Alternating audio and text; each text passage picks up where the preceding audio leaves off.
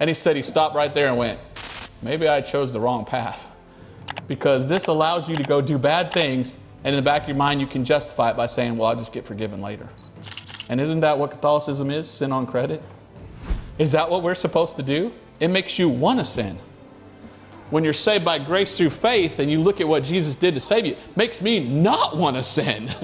Mystery Babylon the Great is an image in the book of Revelation that represents the corruption of earthly leaders.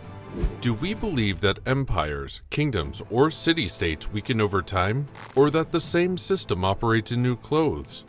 To find that out, we are going to delve deep into Revelation 17, 1 through 18 in this episode. So without any further ado, let's get started. Let's get our handout number 1. Does everybody have a handout? I'm just going to read through these as quickly as I can, and then we'll get into the verse by verse. In Revelation 17, we are introduced to a woman who rides on a 7-headed beast, and that woman is on earth. She is identified as a harlot who is drunk with the blood of the saints, Christians. Who could that be? All right. Let's go to the next one here real quick, but I want to get back to Genesis here in a minute. But look at this. There is only one religious and political system in the world that is identified with a cup, which calls itself by a feminine moniker. Ancient Babylon was started by Nimrod, and that's one who helped build the Tower of Babel. So we go back and we look at ancient Babylon, we look at the first political system in the world, and it goes through Nimrod. Genesis chapter 10, I didn't write down in the notes, so let's see. Let me scan down here. Look at verse 8.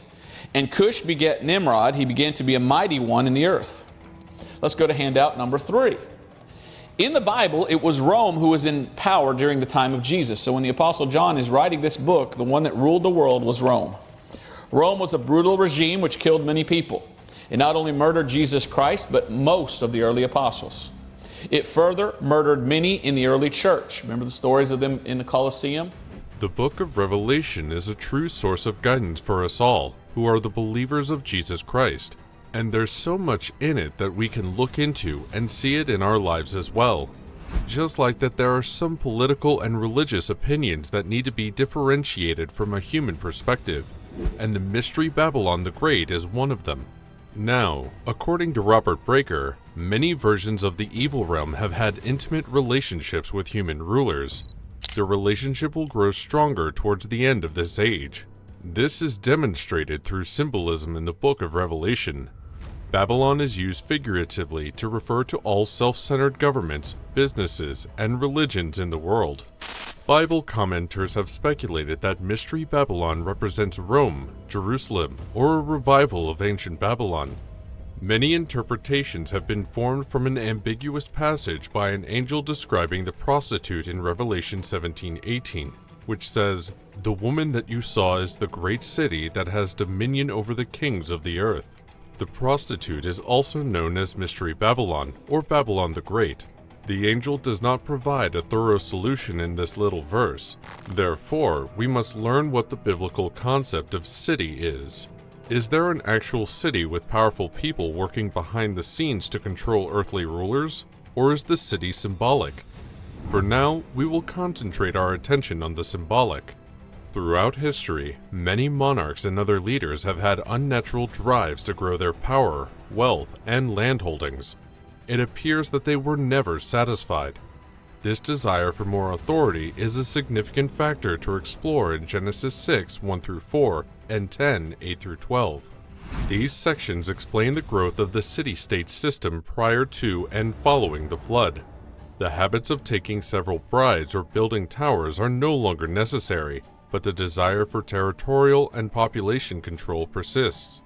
According to Scripture, pagan nations strongly encouraged Israel to adopt the city-state system in texts such as 1 Kings 14:22 through 24, 2 Kings 17, 7 through 12, and Isaiah 57, 3 through 9.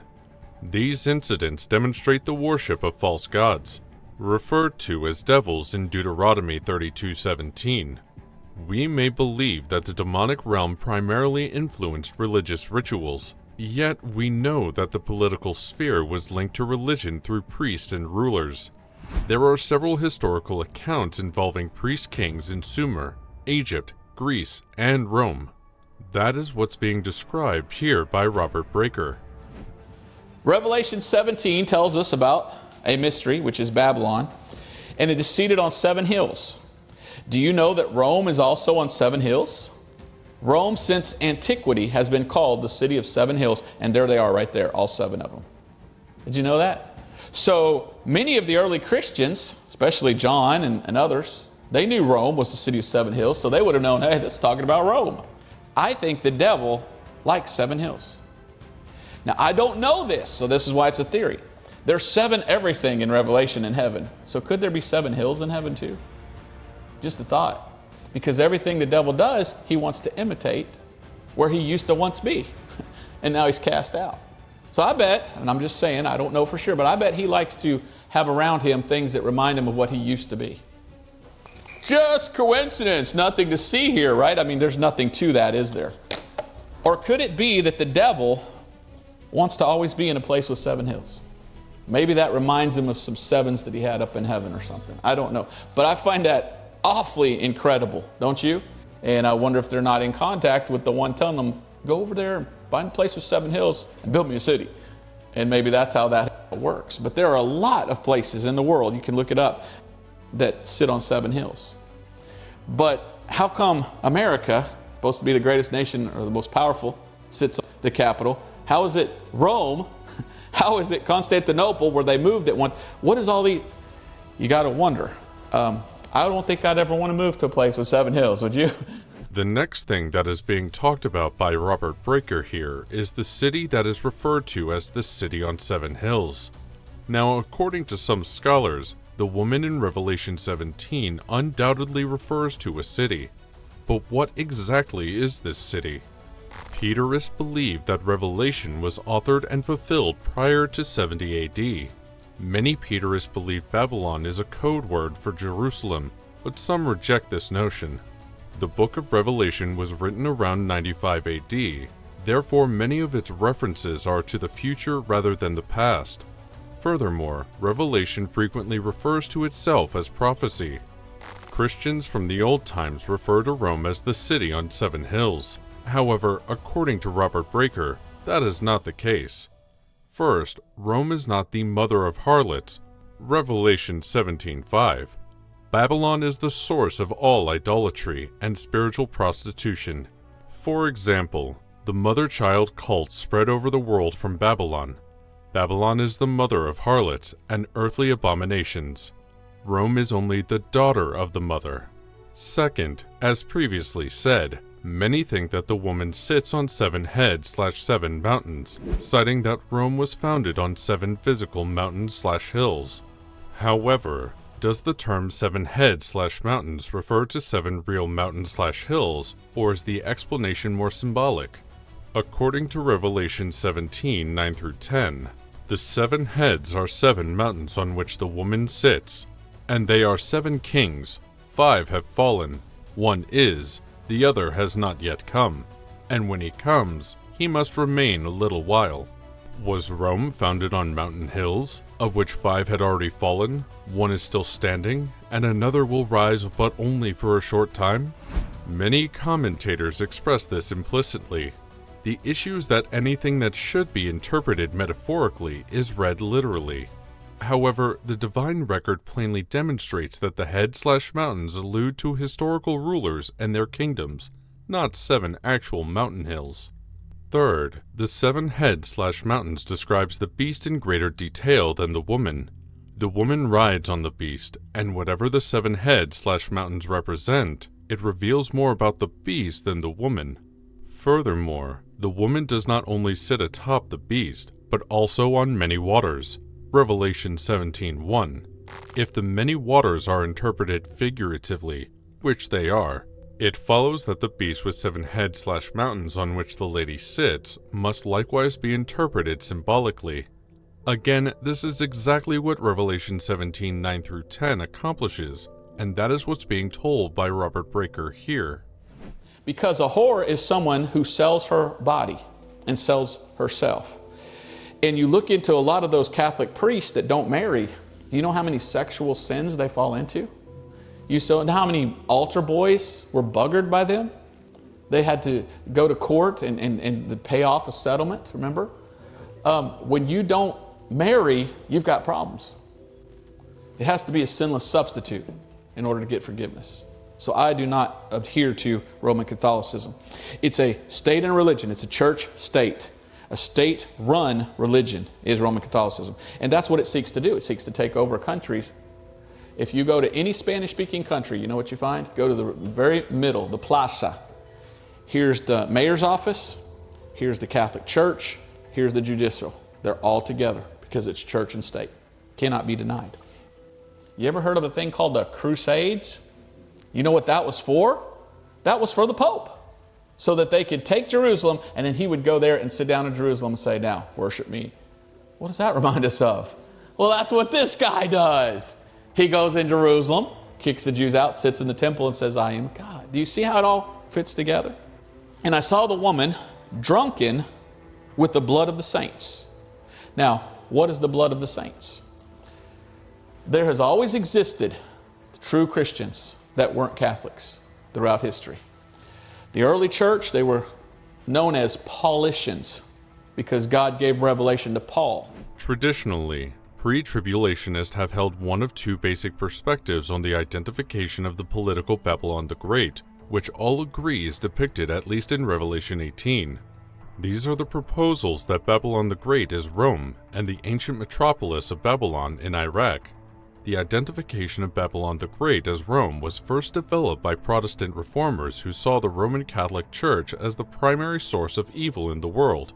Today, its main proponents are critical or liberal scholars and other Preterists who believe John was describing the politics of his time rather than prophesying.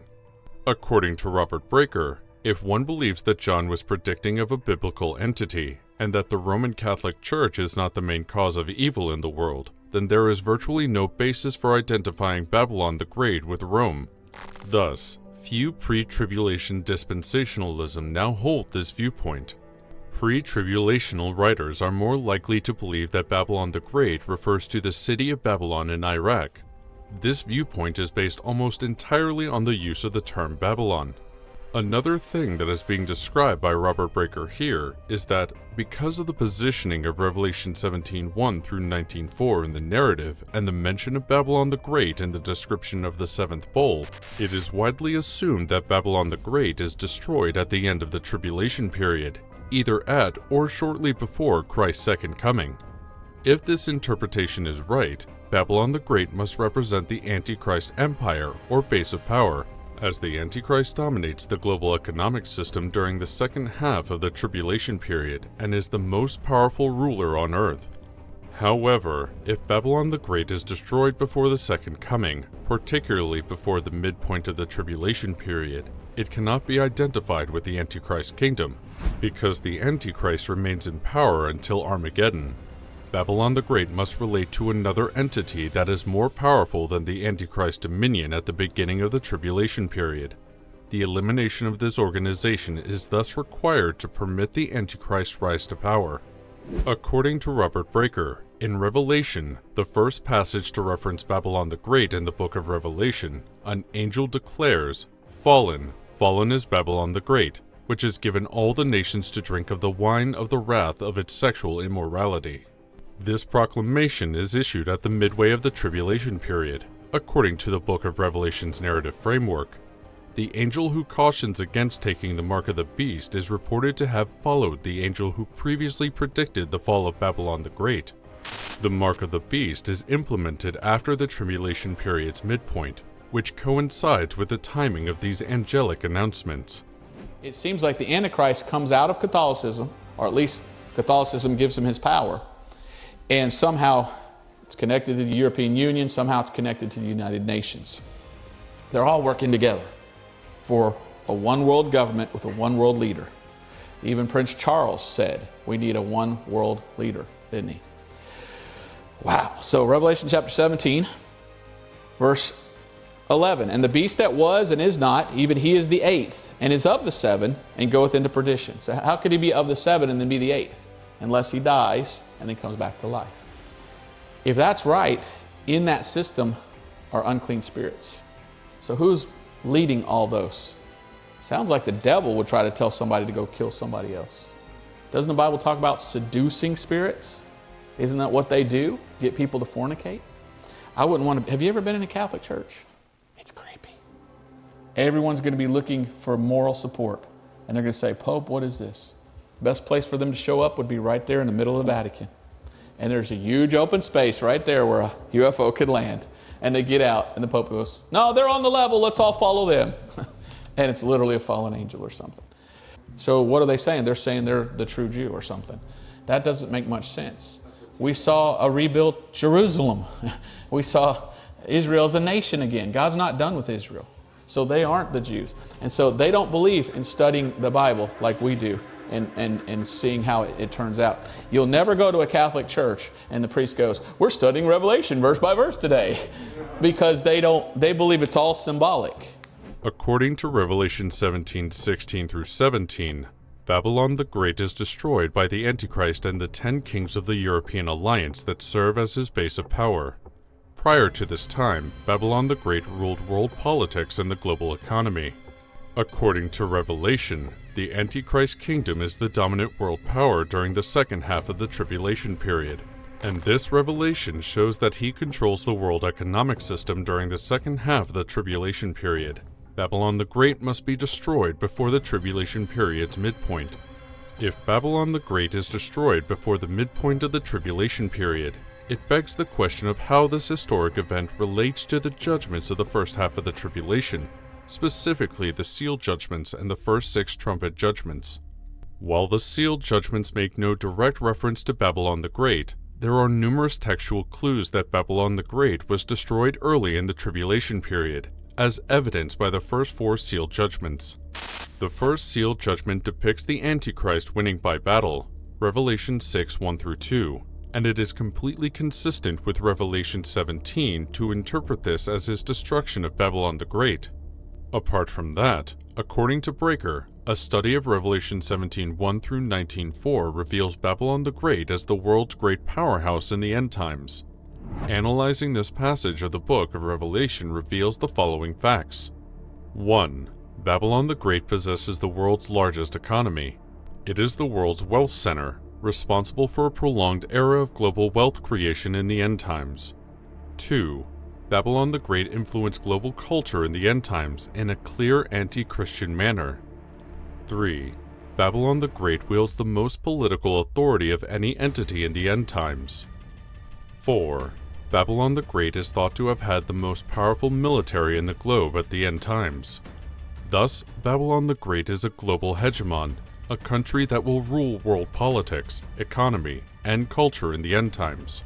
Furthermore, the book of Revelation says that it is a unique entity in the globe, known as the Great Polis. It is unique in that it makes all nations wealthy, rules over all nations, imposes its culture on all nations, and leads them in a massive downward spiral of materialistic depravity that culminates in a worldwide worship of Satan and the Antichrist during the second half of the tribulation period. These are things that can only be done once, and the United States is currently doing so. According to Robert Breaker, never before in history has a single country dominated all other countries in the world and enjoyed such dominance over the others. The United States now occupies the historically rare position of monopolizing every key power source in the globe, a position it has held since the end of World War II, and has been significantly strengthened by the end of the Cold War. And that's what's being told by Robert Breaker here. But all over Honduras, every time I'd visit a Catholic and try to witness to them and tell them, oh, you're just a Protestant, shut up, Protestant. You know, it's like, no, I'm not a Protestant. Look, no, they wouldn't even listen. They've been so ingrained that we're the club that's right, you're the club that's wrong, we're the right team, you're the wrong team, that they won't even look at the other side. That's called intolerance and being a bigot. I said, you just lied to me and told me the opposite of what the Bible says. And you claim to be a religious leader leading people. I said, where are you leading them to? You don't even know where you're going. And you're trying to tell them where to go? I said, I feel sorry for you. And he said, get out. I said, you got it. And I walked out. But what a sad thing. There was no open discussion there. There was no minds going back and forth. It was, I'm a bigot and I want to hear nothing from you. You go to that church, you say, forgive me, Father, for I've sinned. Back of your mind, you know, I can't wait to get home and do it again. Why? Because you can come back next week and do the same thing. Let me tell you one more story. Don Julio. Don Julio in Honduras, my neighbor. He was a Catholic from El Salvador. And he saw there's something wrong with that church, and he got out and got saved. And he said he stopped right there and went, maybe I chose the wrong path. Because this allows you to go do bad things, and in the back of your mind you can justify it by saying, well, I'll just get forgiven later. And isn't that what Catholicism is? Sin on credit? Is that what we're supposed to do? It makes you want to sin. When you're saved by grace through faith and you look at what Jesus did to save you, it makes me not want to sin. And some of the greatest sinners that ever lived were Catholics. Do you know Adolf Hitler was a Catholic? By the time the upcoming tribulation period begins, the mother of harlots will have gathered all of her daughters under her idle wings. What will happen to the people who reject her? During the tribulation period, the woman will drink the blood of the saints and Jesus' witnesses. Revelation 17:6. But aren't we already seeing numerous ecumenical, multi-religious organizations converge on their journey back to Babylon? For example, the New Age movement promotes tolerance in their belief that each human being can find their own non-exclusive path of works to God. Woe to anyone who opposes this false doctrine. As per Robert Breaker, there is direct or indirect contact with demons, whether willful or unintentional. However, in every situation, it comes down to selfish goals. Whether it's greed, lust, unethical ambition, or a desire for power, all leaders who have sought control over others for personal gain will be punished in the end. We now have global conglomerate businesses, an industrial military complex, a pharmaceutical medical complex, centralized global finance, and numerous corrupt governments around the world. It appears that the prostitute has been acting exactly as the Bible promised. Nations that rely on these methods of wealth growth will come to an abrupt halt, according to multiple passages in Revelation, including the sixth seal. We should note that the sixth seal uses terminology similar to Revelation 18. This is the end of the corrupt city-state, and God's wrath will come during the day of the Lord period. Isaiah 2 also connects these two chapters with the identical prophecies in verses 17 through 21. Armageddon and other Day of the Lord events predicted in Revelation are yet to take place when Mystery Babylon is destroyed. In the end, it's the beast versus God. We know who won. While the timing of Armageddon is linked to the second coming, we must not underestimate the importance of the beast's relationship with the harlot city-state prior to this age-event battle. The beast and its symbolic head serve as a reflection of this relationship. In conclusion, the book of Revelation presents Babylon the Great as the dominant superpower in the world of the end times, so dominant that it determines the culture and economy of the world as it exists at the beginning of the tribulation period. The nature and scope of Babylon the Great's supremacy are such that only one such entity could ever exist in world history, and this entity is without a doubt the United States of America. While certain portions of the prophecy have yet to be fulfilled, most notably Babylon the Great's attempts to kill Christians over the world, enough components currently match to leave little doubt about the rest's fulfillment.